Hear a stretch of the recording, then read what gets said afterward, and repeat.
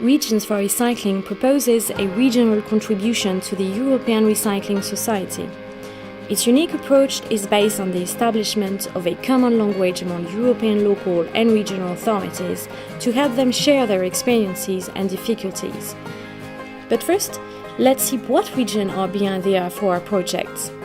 It brings together 13 partners, regional authorities in charge of waste management plans and local authorities that concretely manage municipal waste. Comparison of our waste statistics have shown huge differences among us. While some partners recycle more than 50% of their waste, others still heavily rely on disposal. We found 3 main reasons behind these differences. The first one, different local strategies. The most advanced territories have been deploying ambitious sets of local instruments, mixing advanced technical equipment and financial incentives. Others still have limited experience with selective collection.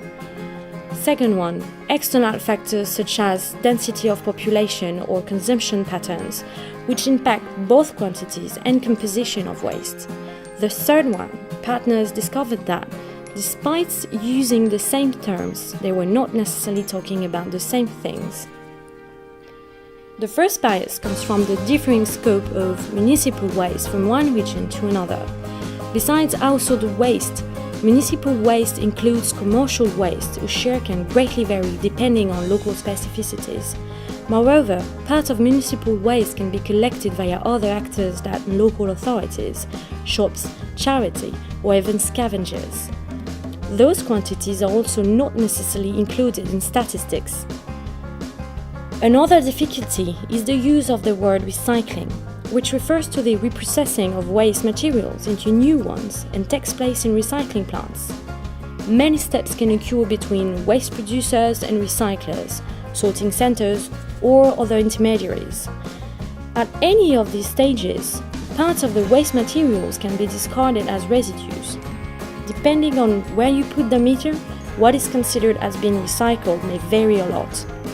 It seemed essential to go beyond the term recycling, so we invented a new term, destination recycling, or DREC.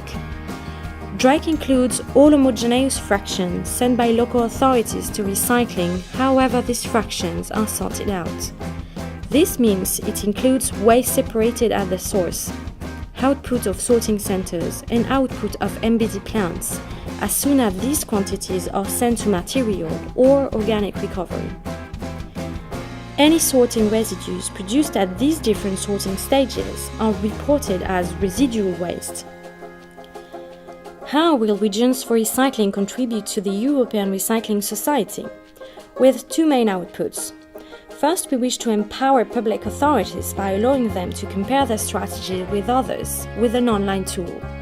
Any local or regional authority will be able to register its territory, key in its own data through a user-friendly interface, and then compare its performances as well as its local strategy to identify potential improvements.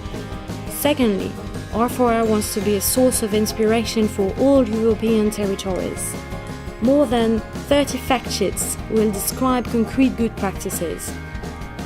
For instance, a massive door-to-door communication campaign in Athens has entailed an 80% increase of packaging recycling.